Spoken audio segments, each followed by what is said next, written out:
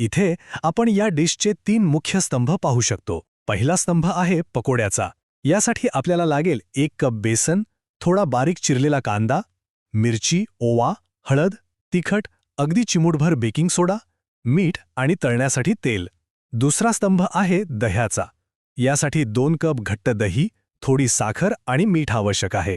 आणि तिसरा सर्वात रंगतदार स्तंभ म्हणजे वरून घालण्याचे पदार्थ म्हणजेच टॉपिंग्ज. यामध्ये विविध मसाले, बारीक शेव, ताजी कोथिंबीर आणि दोन्ही प्रकारच्या चटण्यांचा समावेश आहे. हे तिन्ही भाग एकत्र येऊन ही डिश कशी तयार होते हे पाहणं खरोखरच रंजक आहे. आता या डिशच्या पायाभूत घटकाबद्दल म्हणजेच आपल्या पकोड्याबद्दल थोडं जाणून घेऊया. पकोडा म्हटलं की आपल्या डोळ्यांसमोर येतो बेसनाच्या पिठात मसाले मिसळून तेलात तळलेला एक कुरकुरीत पदार्थ, बरोबर? पण या दही पकोड्याच्या प्रक्रियेत एक गंमत आहे. इथे हा पकोडा केवळ एक कुरकुरीत स्नॅक न राहता तो एका मऊ आणि चवदार बेसमध्ये रूपांतरित होतो. तो दह्याच्या आणि चटण्यांच्या चवीला अगदी आपल्यात सामावून घेतो. म्हणूनच या डिशचा संपूर्ण पाया या पकोड्याच्या अचूक निर्मितीवर अवलंबून असतो. आता प्रत्यक्ष कृतीकडे वळूया.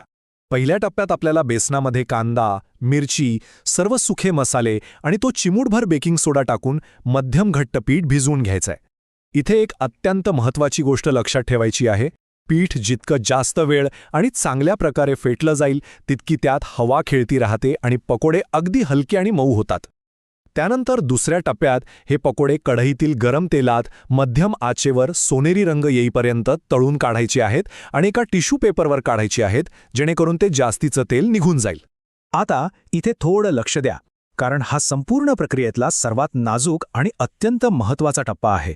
केवळ 2 ते 3 मिनिटे पकोडे तळून झाल्यानंतर ते थेट दह्यात न टाकता कोमट पाण्यात फक्त 2 ते 3 मिनिटे भिजत ठेवणं आवश्यक असतं.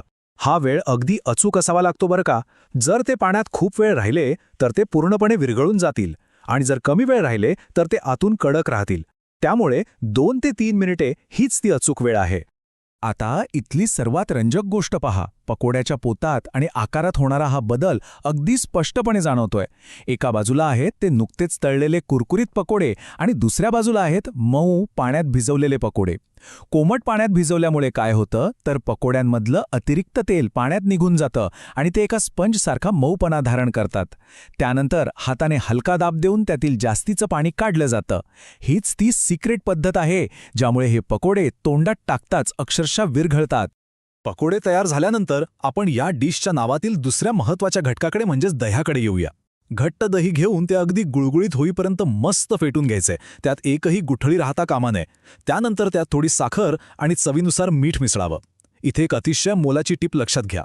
यासाठी वापरले जाणारे दही जर एकदम थंडगार असेल ना तर डिशची चव आणि उन्हाळ्यातील तिचा तो रिफ्रेशिंग इफेक्ट अगदी कित्येक पटींनी वाढतो.